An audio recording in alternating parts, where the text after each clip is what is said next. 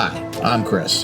And I'm Jeremy. And I'm Fergal. And we're from Movie Smash. Comic book movies are having a golden age right now with the MCU. Movies based on comics aren't necessarily a new thing, but they're a big thing. Join us every other Tuesday on Movie Smash. We explore these movies and find some hidden gems. Every other week, we revisit some of the best. And some of the worst movies based on comics or graphic novels. Was Green Lantern as bad as you remember? Heck no! Is Time Cop the most accurate time travel movie ever created? Absolutely. Was Mystery Men way ahead of its time? Should they be revisited? Should they be forgotten? Join us on Movie Smash and find out. Listen wherever you find your fine podcasts.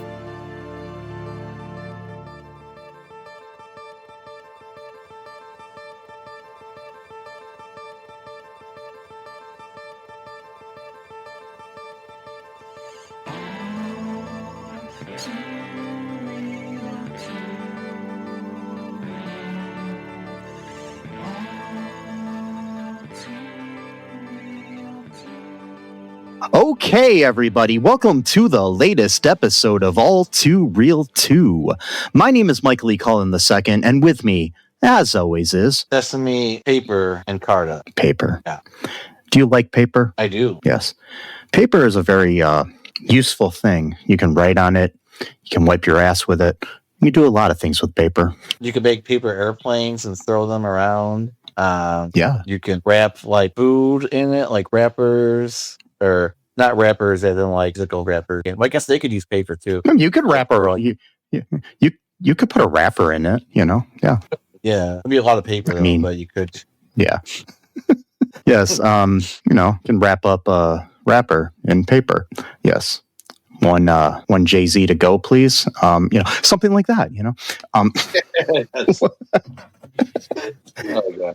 So, anywho, today on the show, we are talking about the new Peacock television series, The Paper, the spinoff of The Office.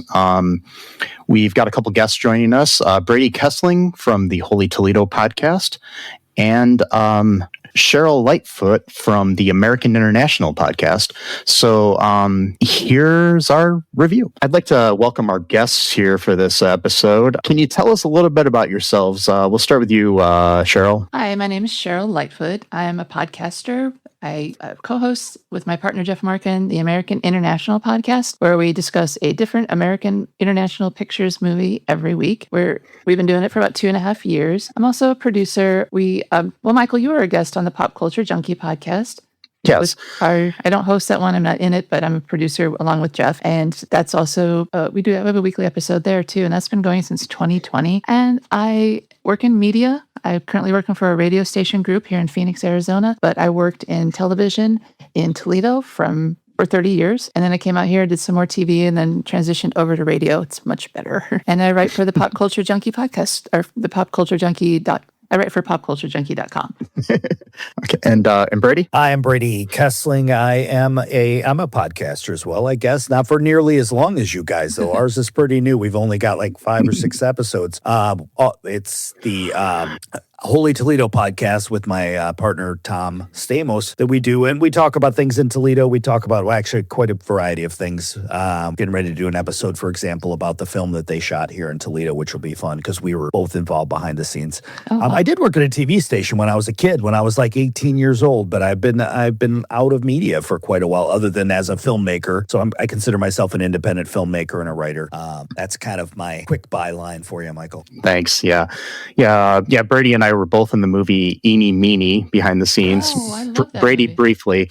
You can see the side of his my head at least. ear is in there for a second, I swear. Yes. I like that movie a lot. I watched that. It turned out really well. I was It impressed. did. Like, not only, it's one thing to be in a movie, because there's lots of independent films that aren't that great, but it's another one to actually be in a movie that was, a big production, a Hollywood production. It's on Big internationally stars. and big stars, and it's actually watchable. It's actually fun. It was a trip. Samara Weaving is so good in everything. I love She her. really is. She is. Yes. And she's so beautiful in person too. I was right by her. Like one time when she was in the car, I was in a slot machine and she was literally like 2 feet from me. So it was kind of cool. Oh, she is. Yeah. She's very pretty. Yeah, she is. Absolutely. Yeah, we were sitting there and waiting on things to go, and she's just sitting there in the car waiting, and she looks over at me a couple times and smiles and stuff, and that's about the only interaction we had, but it was cool. So, yeah. You will remember it until the day he dies. Yes, I will. Yeah, I feel you, man. Yeah. That in the short conversation I had with Marshawn Lynch, but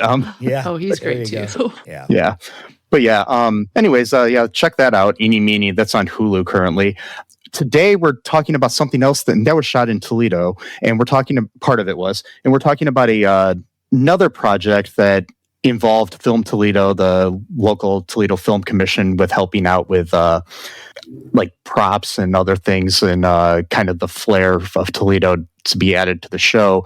And that's the Office spinoff called The Paper, which is currently on Peacock. 10-episode first season. They premiered on September 4th. It was created by Greg Daniels, who was one of the co-creators of The Office, and Michael Coman, who was like a writer for Late Night with Conan O'Brien, among other things. So, yeah, and it takes place in Toledo, Ohio, like I said. And all of us have connections to Toledo. I live in Findlay now, but I lived in Toledo most of my life. And Brady lives in Toledo, and Cheryl lived in Toledo as well. So originally, but now she's in Arizona. So yeah. I don't like winter. No, I don't blame you. Don't blame you. Yeah. So, so we're going to kind of just go off of like, what is your like initial reaction to this show, and feelings on it? Either one of you can start. I wanted to love this show. I really did. I was really rooting for them. And I was so excited to see Toledo represented, but it didn't fulfill the hopes and dreams I had for it. Oh, no. Well, that's a shame. How do you think it let down? Well, mostly because I used to work for a newspaper. It was my very first like adult job. I was an intern at the same newspaper that my dad worked at for his entire career. And that was in South Bend, Indiana, which isn't a huge town. It's not Cleveland. It's not Cincinnati, but it's not a dinky little town. It's smaller than Toledo, but comparable. And they take writing a newspaper, they take it so seriously. And just to see how mocking the tone was towards the newspaper business and towards the paper itself. When you watch the opening to the show, they use the paper as disposable garbage. And that just sets a tone of the subtext of the whole thing, isn't it? I just didn't appreciate that. From the beginning. I mean, I took it in a different way, and I've actually read some interviews with Greg Daniels about this, and their commentary that they are trying to make is the fact that the industry is kind of dying, and that people don't respect it as much as they should. And they were trying to point out the fact that journalism isn't taken as seriously as it should be. Yeah. I think they're on the threshold of a great idea because, the industry is in big trouble. I mean, my dad got out in like 2008 and he was so happy he did. That's when he retired. But that could have been the germ for a really great sitcom about fighting against that. Instead, they just don't know what they're doing there. And I thought that was disrespectful. They did touch on it a little bit, I think, with their like where they were like fighting against their corporate owners, which is a lot of the problems that we have, where you've got a society right now where people can't even trust like the New York Times or the Washington Post because, you know, what I'm saying is that because they cave into or like even like national news, like on TV, like CBS and other things that are caving into the administration and other things where it's and then even and I'm sure there's people on the other side of the aisle politically than I am that feel the same way about the news as well. So well, they kind of make people feel that way.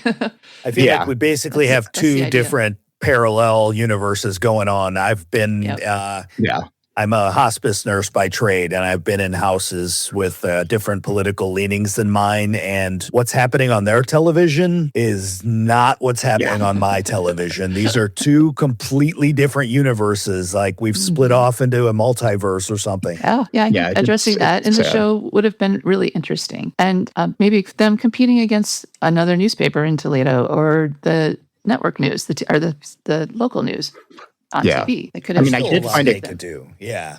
I did find it kind of implausible that a big building like that used to be like a huge newspaper would. I mean, I know newspapers are cutting down on their staff and everything, but that they would basically cut down to that one thing. But I mean, we do have. It is kind of funny that like in the show itself, they talk about a local weather person on WNWO when WNWO doesn't even broadcast out of Toledo anymore.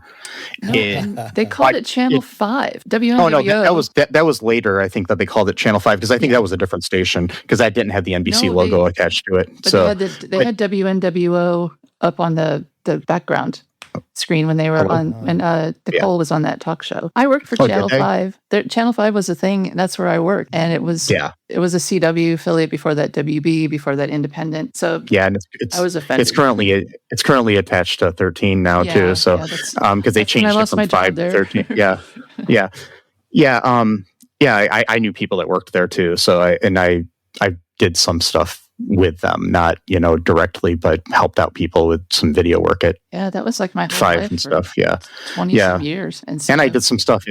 I did some stuff at 24, and I've done stuff with 13 and 11 as well. So if they take the time to learn the call letters of their NBC affiliate, they should learn the number too, the channel number. It might be required by law to not identify them. That's the thing. It's like have to change some stuff. I don't know. Yeah, but they could have changed. Yeah, because sometimes they do make them do that, and I mean, I don't know. I didn't notice the WNWO on the TV screen when Nicole was at the station, so I didn't know. But behind her, I was too busy paying attention to her. I think just because I think she's adorable. I'm noticing a theme here with where Michael's attention is. I'm just saying. No, but on her, I've liked her as an actress for a long time. Ramona Young. She had a recurring role in I think a partially main role on DC's Legends of Tomorrow for a bit too. So I liked her from that. So that's why. Yeah. But she looks familiar to me, but I can't place her. I don't think I've seen that show, but she looks very familiar. Watched it when it ran on TV5. I watched it. She's probably my favorite out of the cast besides Domhnall Gleeson. Domhnall, whatever his name is, Gleeson. Domhnall Gleeson. Domhnall sounds like an Irishman, sir. Yeah. So what was your take here, Brady, on like did you like, was there anything you didn't like, or is there anything that we get out of the way first? Actually, I enjoyed it, and my wife, who likes nothing and has like zero sense of humor, that's her own words, or I wouldn't dare say it in public, actually got a kick out of it and has watched. I think she has not seen the last 3 episodes because I had to kind of cram those in today. But we went to the premiere in Toledo at the or the party, the kind of whatever they call it at Imagination Station on the big IMAX screen, and watched the first 2 episodes with the crowd, which was a lot of fun. They were all rabid Office fans and kicked my butt. I do not have the trivia gene or I guess I'm not that into The Office, but I really thought I enjoyed all the references. I get that Toledo's kind of the butt of the joke, and that's, it is what it is, right? I mean, that we're in a way it's kind of making fun of Toledo to an extent, I feel like. But I mean, I expected that after, watching The Office. I kind of expected that. Esmeralda drives me nuts as a character. Yeah. I have a really hard time watching her, but other than that, I actually kind of really enjoyed it. I think that the chemistry between Ned and Mare is really well done and well acted, and like it's there from that first lunch that they have when he buys her a salad. I mean, there's something there, and you want it to pay off, kind of like on The Office, but we can talk about how that go. I don't know if we're doing any spoilers or not, but I mean, I feel like they may have made a misstep in the final episode, because I don't know. Yeah. I don't know that you want to resolve that, because I think that's part of what keeps you watching and part of what keeps it interesting. That they did that on that kind of like they did that on Moonlighting and ruined it. Exactly. See, I have a feeling that they did that because they didn't know if they were going to get a second season at that point. Yeah, sure, could be. And I also think, by the way, they do now. I hope that there's a lot that they correct and course correct in the second season. I do think it was like the problem with modern television is the whole like, we're going to have like 8 or 10 episodes for a season. Mm-hmm. And they don't give it time to breathe, and that's what the problem with this is compared to The Office, where they gave you, that slow rise of like Jim and Pam, and will they, won't they, or like, back in the day with like Sam and Diane, or like you said with Moonlighting. It's when you get 24 episodes in a season, you can build things more. And I hate this whole network, this whole streaming style of 10 episodes. If you're doing a drama, I think it works for 10 episodes more than with a sitcom, because with a traditional sitcom, because you've got this whole, there are some sitcoms like Hacks and other things that work with, like the Righteous Gemstones and stuff like that work with shorter seasons. But this isn't that type of show. This is your typical network television sitcom, and you need to build your storylines, and they were rushing through it too much. That was my main issue with the show. And I think it would have benefited a lot from a 24 episode season or something. And also, when you're binging everything all at once, when they released everything on the same day, I think that kind of killed a little bit of the tension too, and stuff like that. And actually, to go on with what you said there, Michael, I felt it kind of did feel like all the writers were in a room and they pitched out all the best ideas they could come up with, and they weren't sure if they were going to get another chance to tell those stories. So they're kind of all over the place, you know what I mean? And they don't really seem like one episode leads into the next, or that there's any kind of continuity. Like 1 minute, 1 minute they're completely failing, and the next thing you know, they're winning awards. You had the awards that really bothered me. Only 10 episodes, and they went from just pulling stuff off the wire to winning, to sweeping their categories at the Ohio Journalism Awards. No way. And there was one episode where they had a half decent article, right? I mean, like, of all of them. They didn't do the work on that one. They didn't lay the groundwork for that to be believable. And it's kind of hard to tell how long of a period of time things are taking place too. When you're watching them in this. It's like, you don't know if this is like, they we do have somebody joining us here. Our co-host Sesame is joining us here, folks. A little late, but we're good. Totally got sidetracked. My fault. Totally. That's okay. We're just kind of going over what we liked and didn't like about the series, the first season here. Were you able to watch the whole thing, Sesame? No, just the first 2 episodes. Yes.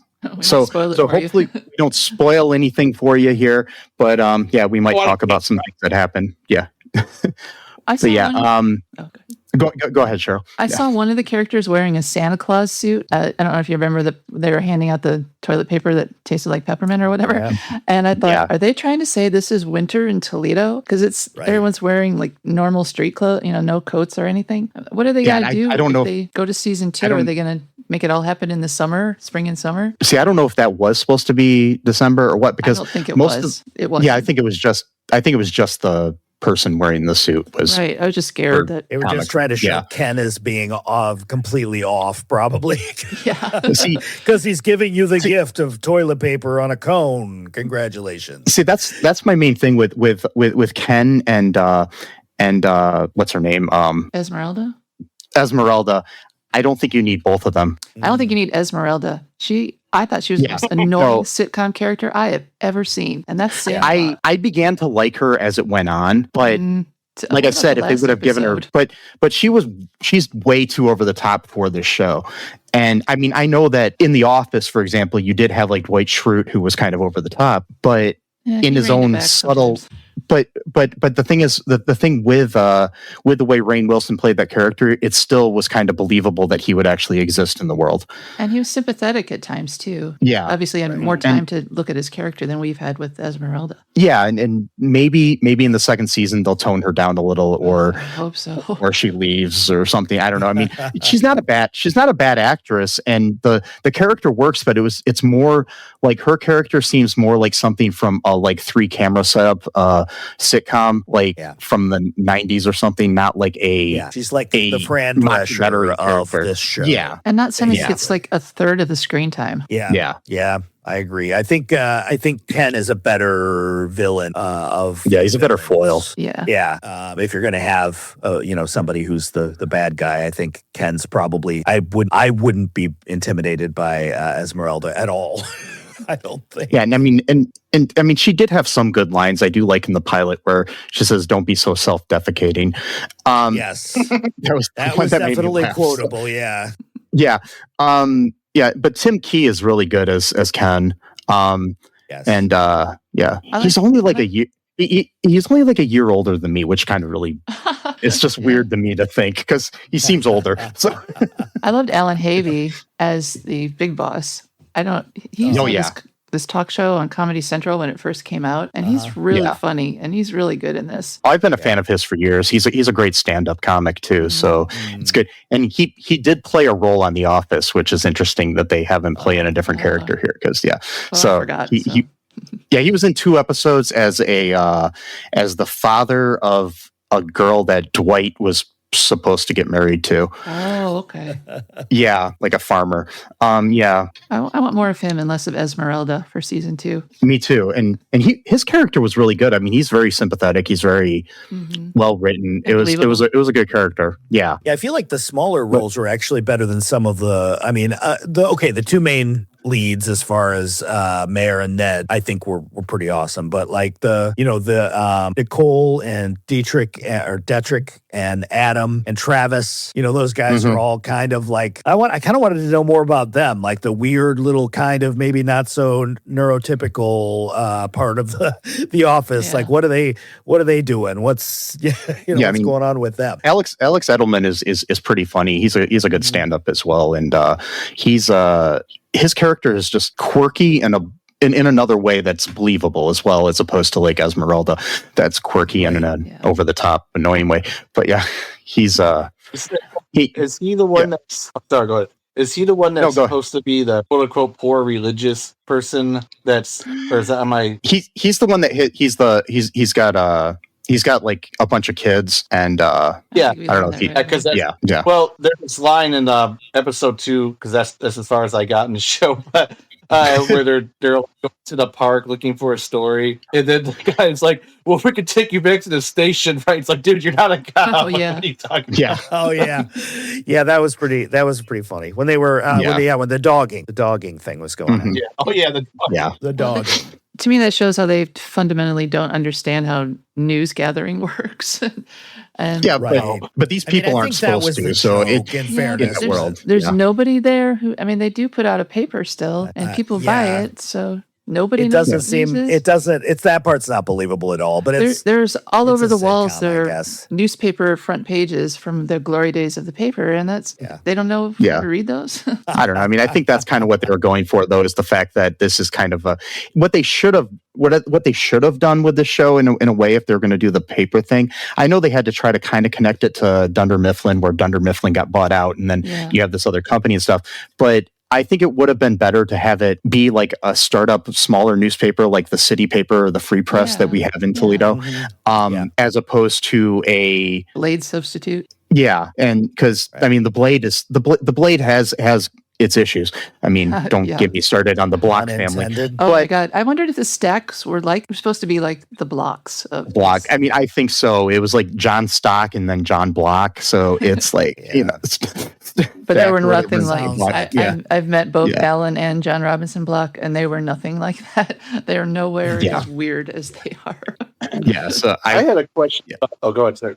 Yeah, go ahead. Sorry, I don't really know how the journalism game works, but was I incorrect in assuming that in the first episode that they were just using articles from other newspapers and just sharing? Is that even AP a legal thing? Yeah, it's legal. You subscribe to AP Wire and you pull articles from your paper. Because you'll see in regular newspapers, an article that's the AP Wire that you're going to have the same article in the Blade and also in the Washington Post or something like that. Yeah. So sometimes typically like national or international stories, and then you would do your own local reporting for a paper like the Blade. Okay. You'd think that would be how it would normally go, at least, because but it seems if you want to read a national paper, you're not going to read the Blade or the the show, the Toledo Truth-Teller. Yeah. It seems like this paper had just become a newspaper that was just completely The Wire, you know. Mm-hmm. So yeah, it's Who would buy not that? the TV show The Wire, but That would have been better, probably. I would have been more interested. I mean, I like the show, though. I'm not ripping on. I mean, I think, it's not a very realistic portrayal of the news industry at all. And there's a lot that they definitely didn't earn throughout 10 episodes, that paid off, even though it shouldn't have. And I don't know. We'll see what happens with the romantic tension thing as they started. I feel like it was a misstep to start to resolve that, because I feel like it's better if they've never even talked about it. Because I feel like you're probably right. They're probably going to go back to, well, we're going to fight this, but they're going to be fighting it more actively. But I mean, the fact that they've talked about it releases so much of that tension in my mind. Yeah, and it's going to be interesting to see if they put an obstacle between them in the next season. HR. Or HR. Right, exactly. I mean, that's probably what they'll go for or something. Yeah. But and it's interesting. And what were you guys' thoughts on Oscar being involved from The Office? Didn't give him enough to do. No, but yeah. I didn't expect them to. It's true. I did love his one, and I assume it was improvised, but the rant when he tries to get them to not record him, and he's saying all of the worst words he can think of, but they're not that bad. Yeah. And they're still bleeping him out. He's seeing boobies and stuff, and they're bleeping it. I mean, that was pretty funny. I enjoyed that part. But he didn't really get a lot until the end of the season. Yeah. And I mean, I love Oscar Nunez as an actor. He's hilarious. But the thing is like on the original show, Oscar didn't. I mean, he got his own episodes here and there, but he was not like the focus. And I think that it was right to not make him like. It's not like Frasier, where the main star is one of the supporting characters from the show, Yeah. I'm glad they were able to bring somebody over to kind of have a little bit of continuity, or to make it an actual, what felt like more like a real spinoff, because otherwise it's just a spinoff in name, right? I mean, if you just say, okay, well, these guys they work for another subsidiary, so it's a spinoff. That's not really a spinoff, I don't think so. Not in my mind. That's not how spinoffs used to work, but I'm an 80s guy, so what do I know? Yeah, and this isn't, I mean, it still isn't, I mean, it's like, that's a good question too. Like, would it have worked if it wasn't a spin? I mean, I think that a lot of the criticism that is coming into the show too are people that were huge fans of The Office, expecting The Office again. But they have to remember that the first season of The Office was almost horrible.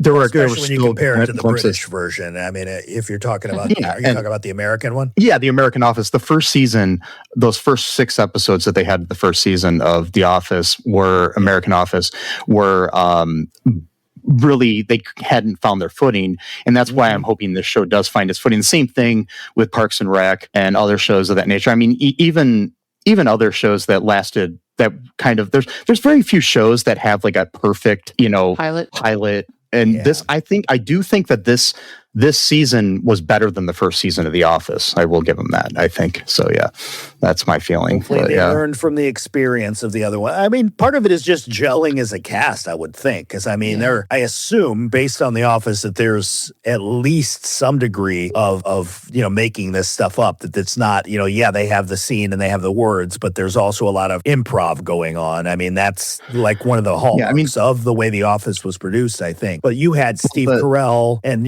some other like big name, it's really, really talented people. And these are kind of all sort of unknowns, at least as far as comedy goes.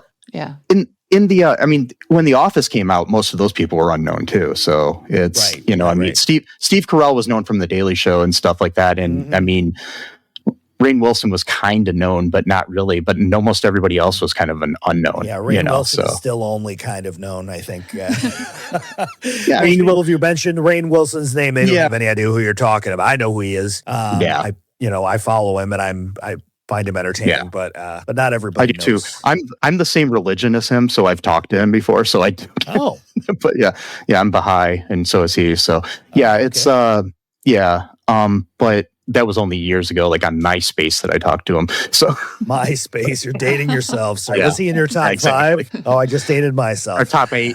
Yeah. It was top 8. Yeah. No, he wasn't. I think you could make it however many. It depended on your theme, if I remember correctly, how many tops you had. Yeah. Did you think it was funny? Fights. Oh, sorry. Did you guys think it was funny? Did you laugh? I did show? laugh at a fair amount of it, yeah. And it probably was helped did. by the fact that I was in a crowd of people when I saw the yeah. first 2 episodes. Yeah. But I actually got some pretty good laughs. And some of them, every once in a while, there's a little kind of chortle about the fact that the way they mentioned Toledo, but they're actually, I thought there were some, it wasn't like a laugh a minute, but maybe not as much as you should, but it was still pretty funny. I don't think I they've still got that cool office thing where they get the reaction. I like the format of that kind of like looking at the camera when it gets awkward and that sort of thing. Although the little subplot where they go down, where Esmeralda and Ken go down to the basement and they're making their plan. I'm like, I leaned to my wife and I said, "There's no way they're going to forget that they have cameras following them around and have this conversation. No matter how much stuff they put the camera behind, there's no way these 2 characters who are controlling as can be have forgotten that there are cameras following them around." Especially Esmeralda. Especially as right. But I feel like Ken is super conniving and like he's got his plans in place. And Esmeralda was supposed to have been on a reality show before this, so the character like some dating show or something. Yeah. So, but she is a complete idiot though. So I don't know. So it's hard to say. I mean, the way that was portrayed. Yeah, she got catfished, and so. I thought that was really funny, and the whole Cameo, the way that they did it on Cameo, and the way she created it by, But then again, I've actually gone to Cameo, and I did that to my co-host. I got him one with the guy from To Catch a Predator. Oh wow, Chris Hansen. Yeah, I got him a Chris Hansen video, and did he say sit down? He did. Yeah, I had him. Sit down. We got to talk about your chats here, your screen name, and all that stuff. So, yeah, it was definitely That's great. It was a good prank. It was fun to do. I thought for some reason I had the idea that you like set up like one of the Predators to be the cameo. Oh my god! There you go. That'd be funny if you did know somebody who was a Predator and you just get Chris Hansen to do a cameo to tell him. Oh my gosh, that's a great idea. Sometimes, tell the police too, though. Maybe tell the police sometime in there. I mean, Chris Hansen has his own issues too when it comes to not necessarily being truthful about things and legit. But right. But I mean, I thought the show was funny. There was a little bit of awkwardness on it. I think that, I mean, the writing is good, but I think it'll get better on the next season. And the Toledo references were kind of interesting, but there were some like things like where they're like they'd mentioned an East Toledo Target. There's no Target in East Toledo. No, and I think there's a lot. I think they learned a lot about Toledo by going to Google Maps, and they did come to Toledo and talk to the film commission and stuff and tried to get things. I believe they toured the Blade and the City Paper actually while they were here. Wow. Yeah, they did. They went and visited them. Yeah, it was mostly the writers. They might have been a couple small actors. I'm not sure who they were. Well, I didn't Gleeson recognize the names back then. Oh, did he? Okay, I did not know that. He came and hung out at the City. I know that cool. from people I know that work there. And that's probably just because he's a good actor. I would imagine that he was like, I need to go and see what this is like what it would actually be like. And that's you got to respect that at least. To do research for your sitcom role is pretty. He went to some other papers in Ohio too, in different cities as well. I know that. And I mean, it was kind of cool seeing some of the references here. Like they had, so I live in Findlay now, which is near Bluffton. And they had the popcorn tin that, that he has. Eating from the whole first episode. It's Shirley's Popcorn, which is next to the Shannon Theater in Bluffton, which I've been to several times. It's kind of cool. Those popcorn tins, 3-ways, they were everywhere. Yeah. Everybody had those. Mm-hmm. They were, they're always really old. Stale. And then you have like Mud Hens references, and I want to see like Tony Pacos mentioned next season, or different things. I can't believe they didn't. You're right, they didn't mention Tony Pacos once, did they? The entire 10 episodes. That kind of is disappointing. I'd like to see that. So, like, did any of you watch AP Bio when that was on? I watched a little bit of it. I just recently learned that it was set in Toledo. That's how behind the times I am. It's a great show. I like it a lot. But they had some better references to Toledo on that than this show did. There's another because I mean show. they had Mancy's mentioned in it. They had Oh, wow. Wesley's Bar. They had different things like that. Yeah. So There's another it's, show set in Toledo called Melissa and Joey with and Melissa that's horrible. Hart. Yeah, I know, but they're references the to show is Toledo. decent, but They shot some interstitial scenes that they would just put up between their regular scenes, and that would be Toledo. But it never looked like there's no weather. Yeah. They got to have weather. We don't. and they We don't have a had macaroni hut or whatever the name of that restaurant. Oh, Macaroni Barn. It's like the Spaghetti Warehouse. Is that a real thing? Yeah. Or is that a parody of the Spaghetti Warehouse? Because I've never seen them have karaoke there. But Yeah, or dancing. No. But the Melissa and Joey was kind of like it was like Toledo in name only, and they even admitted that on that show that they just chose Toledo at random for that one. I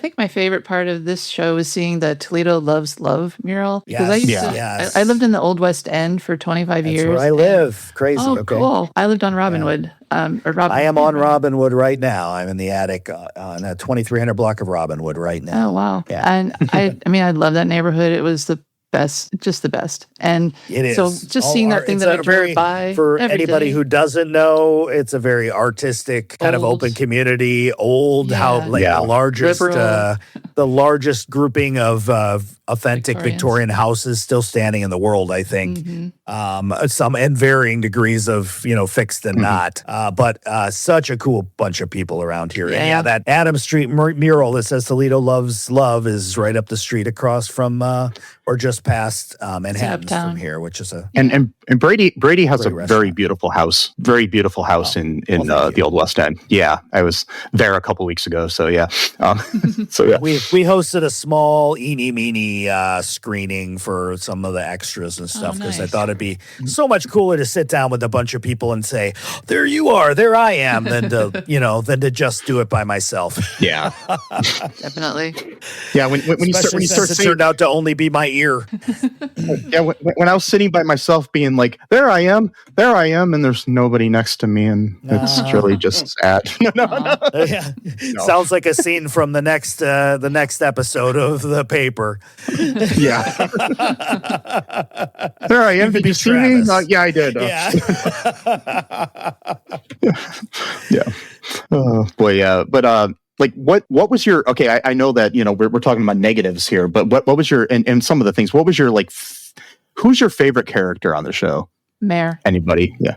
Mare. I love her. She reminds me of my youngest sister. Yeah. She's fun. She's got a lot of character. They give her a lot of backstory. And she's just the most interesting one. I mean, I want to know more about Ned. Wow, how'd you go from being a paper salesperson to being editor-in-chief? Like, that's not a lateral move, but... No. But I think they did talk about it a little bit, but yeah. I think Mare, I'd have to go with Mare as well. If I had to pick one, I kind of really liked some of the stuff. Is it Dietrich or Detrick? Detrick. Yeah. Okay. Detrick, I kind of liked. I liked the weird thing with him and Nicole, because who hasn't met a guy like that who's just too much. I mean, he's but he's sincere. I mean, it's not like he's trying to hook up. He's sincerely, has his infatuation. I'm not saying it's love, but he has his infatuation with Nicole, and he held her hair but she when she was sick. Exactly right. Then he threw up on her too, but. We've all met that guy or been that guy. Right. No, I think we've all kind of been that guy too, frankly. No, I've been in that situation. And I mean, it's not healthy. It's not good. No. But, hopefully we've grown out of being that guy. But I like that it was represented, because he seems like he's cool and he has it all together. But then here he is kind of falling into that trap of over prioritizing this dating that's happening. So, yeah. Mm-hmm. What about you, Sesame, in the couple episodes you saw? I don't know the character. I like the one that's friends with Ned, basically, the woman. Mare. I don't really know. Yeah. So basically, all of us like Mare. Yeah, I like Mare. Mare's my favorite character too. I think. Yeah. So yeah.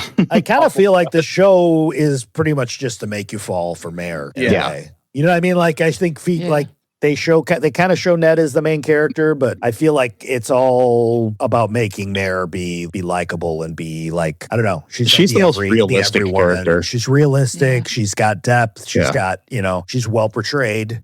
She's got talent. She exactly. deserves to be there. Exactly. Right. She's like the only one who probably ought to be there. Like even Ned kind of isn't qualified for his job, No. But and see, I mean, I think this is go ahead. So I'm sorry. I was to say this is interesting because, like, you talk about parallels to The Office and stuff. She kind of reminds me a little bit of like Jim Halpert, whereas Esmeralda kind of reminds me of Dwight Schrute, but she's always trying to sabotage Ned, and Ned's almost seems like he's kind of like a Jim / someone like it, almost like a hybrid between Michael Scott and Jim. But then you got Mare is kind of like doing like the side eyes, type of thing that Jim would do. But like it's its own thing, though. Obviously, it's not like just the complete replica of the old cast or whatever. Yeah. I mean, I think about The Office. Sorry, Mike, but the thing about The Office is that most of the characters are like the main characters are like boobs. I mean, like they're not. Like the main people that are in charge are morons, kind of. Do you know what I mean? They're the Homer Simpson of the gang. Michael is. They're not competent, but they're confident that they are competent. Well, as not a boss, that's pretty relatable. That the people above you are absolutely. Oh yeah, yeah, definitely. But I feel like they've gotten away from that because Ned and Mare are like very much the main characters in this, and they are both the most competent people on the show. Well, you do have like Ken and Esmeralda being like idiots, so it's kind of I mean, I really like the Ken character. I think I do think they need to get rid of or tone down Esmeralda a lot. Why is she so much? The stakes aren't that high. Yeah. Why is she so extra about everything? Right. Yeah. And I mean, it's a choice. It's a way to go, but I find her grating. I do. I just find her like. I'd also like to find out how she ended up in Toledo. Yeah. Of all the accents I expected to hear, Italian was not one of them. Yeah. For sure. Yeah. At least it was Italian and not like the typical, that could have easily been, she could have easily been Spanish or Mexican. And, they had that accent, the Hispanic with the Lebanese Spanish accent. or... Right. And Sabrina Impacciatore is Italian, so it's like so at least she's not like faking an Italian accent. So is she really hamming it up? I'm not super familiar with her other work. I have not watched The White Lotus. I know she was on White Lotus, and I've never watched White Lotus either. So Okay. It just doesn't look good to me, but that's just me. I know everybody loves White Lotus. It just doesn't look interesting to me. It's popular, but I just said it stayed off my radar, and I don't even know what it's about. I think it's kind of like adult-y, but other than that, I don't know. There's a lot of those shows that everybody's like, oh, you got to watch the show. And it's like, I still have never seen Game of Thrones much, so it's like there's different things that it's I tend to resist that when it's happening. Like I didn't watch the Harry Potter movies because they were too popular at the time, and then finally I got around to them later. I'm like, I'm not jumping on that bandwagon, darn it, sticking to my guns. Then eventually I'll get around to it because it's part of popular culture. You got to know what a Muggle is, or you're not going to understand. You are half the people in this world. Yeah, exactly. How do you know? When those movies came out. When the movies started coming out, like the Harry Potter movies, I refused to see them because there was this like smaller art house film that was playing like almost every other city of the size of Toledo, but not in Toledo. And then Harry Potter was on like 20 screens, and I'm just like, can I just have one of those screens so I can see this fucking movie?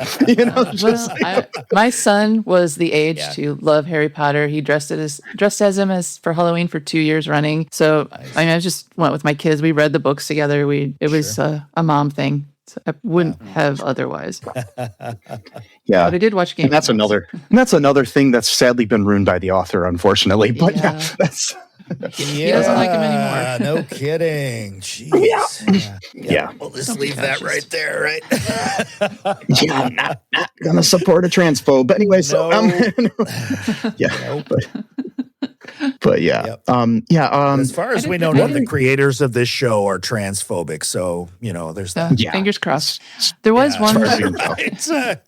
There was one moment that I thought was really realistic. When I was in college, I interned I went to Purdue. I interned for a station down there, and I was talking to the news director, and my job was to call local sheriffs and cops just to find out if anything happened. And I reported to her there was this accident that some kids had died. And she's like, "Oh, great." And I was like, "What?" And that happened in this show too. Like, the worse the news is, the better it is for them. Right. And it just it was jarring at first, but I got used to it. But yeah, that was realistic to me. Serial killer trying to report the hidden body at the morgue. With Scranton Strangler. I did like the part where they played back his frantic call to the morgue is the source for the serial killer thing. Yep. I did think it got funnier towards the end. Like they had finally got their rhythm right, and it was. Yeah. I got more. It's gotta be hard with a cast that big, because that's a lot of people. I mean, there's 12, main cast members, I think, or something like that. I mean, 10 at least. That has to be That has to be a lot to get that chemistry, to build that chemistry, and to be able to play off of each other, and to even recognize what your coworker, your other, this other person playing a role, what they're going for. Do you know what I mean? It has to take a little while. So I was struggling to surprise me. I was struggling to figure out what all their real jobs were when they weren't dabbling in journalism, right? Because they would sort of switch between the two because they couldn't afford full-time journalists. I mean, I know that Adam was an accountant. Adam is an accountant. I actually got it listed here. Oh, okay. So I forgot. They introduced him. That is the new editor in chief. Former Esmeralda is the managing editor of TTT Online. Mayor is the paper's compositor. Detrick, it doesn't say what he does. I think it was sales. Yeah. Wasn't he a salesman? Yeah, I think he was selling ads. Yeah, because they were talking about the what was the Chinese something or other that was very kind of racist sounding, but they use Chinese wall. Yeah, between the two or something. Yeah, one. Right. Yeah. And then Adaloa, whatever her name is, I don't know how to pronounce that either now. Is an accountant. Right. Adam is an accountant. Nicole is kind of Nicole's kind of I don't know, an assistant or something. Classified. Yeah. She did classified ads. Yeah, classified. She says, it doesn't say that here on Wikipedia. And then Oscar, of course, is the head accountant. So the unimpeachable source that is Wikipedia. Yeah. Yes. But yeah, that's a lot of accountants and salespeople. That's where I get all my news. Yeah. So yeah, it's basically, and then there was one person actually working for the newspaper, really. It's I worked for the high school paper, and we had 24 people working for that, and we published once a week. How did they get a daily paper out? I wrote for the Collegian at UT, so and that was yearbook in college. We had tons of people working there. I guess working, we didn't get paid, but right. Yeah. Right. I was the DVD reviewer, so yeah, but yeah. So, I'm going to ask this is going to be the final question, I think, here before we wrap things up. What do you hope happens in season 2? We can start with you, Brady. Yeah. First of all, I hope that they back away fast from the whole resolving that attraction between the two main characters, because I feel like it was a mistake to have what happened in the last. I don't want to do spoilers, but I feel like that was a mistake. And I know that they were trying to kind of maybe play the middle so that they could back away from it, or they could go into it depending on what, or you could imagine whatever if they only had one season. But I really feel like they need to run away from that. That needs to have, they need to wake up from a dream and that never happened, or something. There needs to be more stuff put in there in between them to make that tension not talked about the way that it's been talked about, because I feel like that resolved too much of it. I'd like to see Esmeralda toned down and maybe a little less screen time. I really enjoyed most of the other characters quite a lot, but even Ken, who was annoying because he's a bad guy, but he's at least entertaining to watch. I found her kind of annoying, but if they the tension between Ned and Mare for the whole season was amazing, and I liked that, and I feel like they're really getting close to ruining that. So that's the big thing that I hope that they can step back from and course correct. And you, Cheryl? I think I'd like to see more journalism. Like, this is something that I recognize as what it's like to work in a real newspaper. And, they would all get together and work on the same story together. There's tiny little staff. They'd all do product research, or they'd all do the wipes or whatever. Yeah. And that I want to see like different people. I want to see them actually writing and not just researching. I want to see a little, they shorthanded it all the way through and somehow managed to win journalism awards, but I want to see how that came to be. I want to see more of that. And like you, less of Esmeralda. She can disappear, or she can have like a personality overhaul, but if it was Game of Thrones, they just kill her off. Yeah, she can go work for something else, somewhere else, like Cleveland Plain Dealer or something. There you go.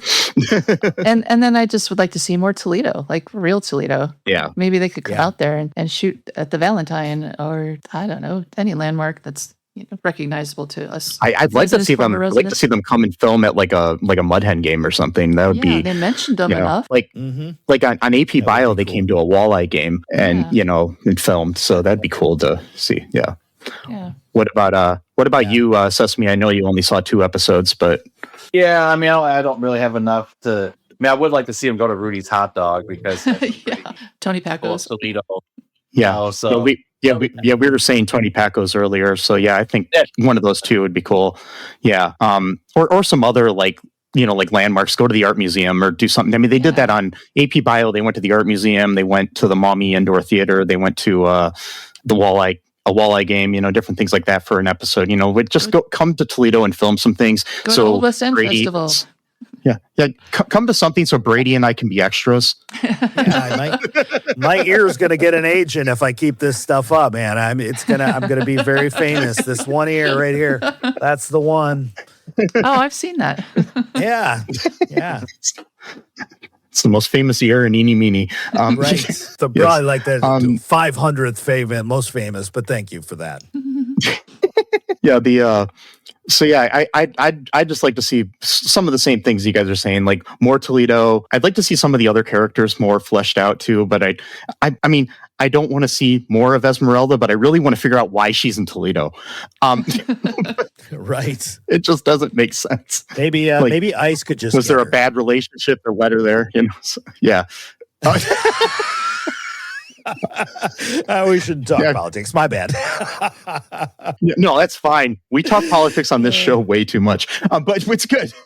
But a little bit with that. We had somebody recently say that they wrote really bad grammar, of course, but then told us that that we were okay to make fun of Trump, but we made fun of Hulk Hogan, and somehow that was like going over the line. That's right, brother. All right. Yeah. So yeah. So everybody's got their line, man. You know what? Don't be. I know. Do you and just cross whatever lines you feel like, and be true to yourself. Today we got another comment where somebody said, why do Americans talk so much? You guys talk too much. It's like, it's a podcast. What else did you expect us to do on? Right. I can play you a song in my armpit if you want, but I don't think that's really why you've tuned in, guys. So, anyways, I'd like to thank Brady and Cheryl for joining us. So, Cheryl, do you have anything you want to plug here at the end here? Well, just my podcast, American International Podcast, and Pop Culture Junkie. So you can go to popculturejunkie.com for Pop Culture Junkie stuff, and AIPpod.com for American International. Love to have some more listeners. And Brady? I've just got the Holy Toledo Podcast with Tom, which we're just still trying to get off the ground. So it's kind of a new thing, but come and check us out. If you're interested in Toledo and the stuff that's going on around Toledo, it's kind of all over the place right now because we're trying to find our thing. But I think we're going to be focusing more on trying to do some of the stuff in the area, especially entertainment and what's going on in Toledo and what makes Toledo unique because, we live here and I'm at that age where I've finally gotten over I'm too cool to be in Toledo. Toledo's actually pretty badass, and I've realized that my wife moved here from Arizona and she, I'm learning through her that, we got a lot going on. She moved from Phoenix, which is a huge city. That's where I live. And she loves, there you go. You went the other way. She loves it here. I mean, other than the weather. There's an exchange. Yeah, exactly right. We're 1-to-1. I'm just like Jerry Seinfeld. One leaves, another one comes. That's how it works. Yeah, I'm thinking that what we all need for our podcasts and make them, stick is we all need an Esmeralda on the show. And no, I'm joking. And we kill her.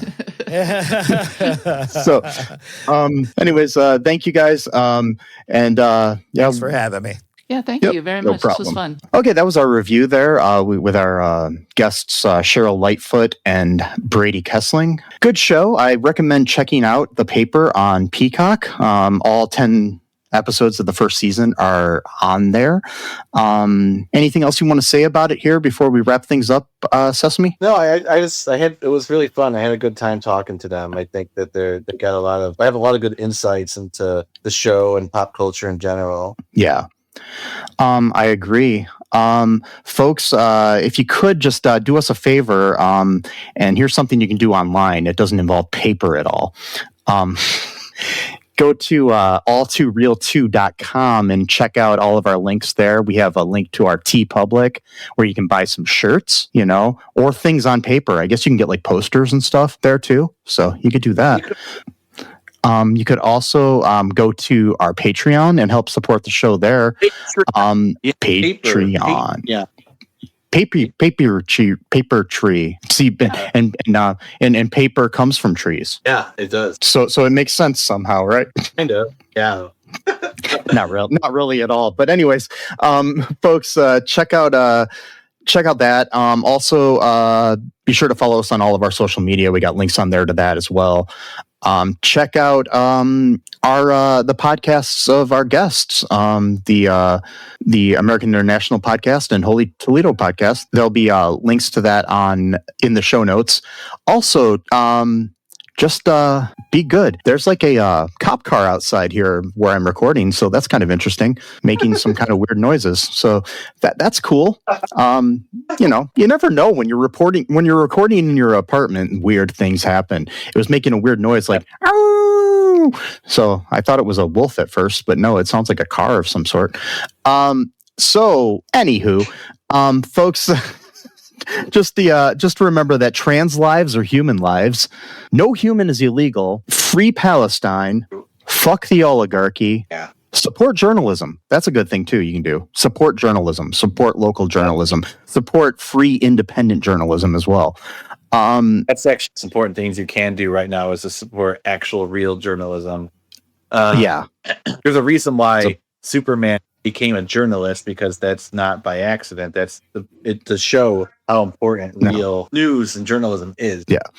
And just be good to each other, be different, be yourself. That's always a good thing.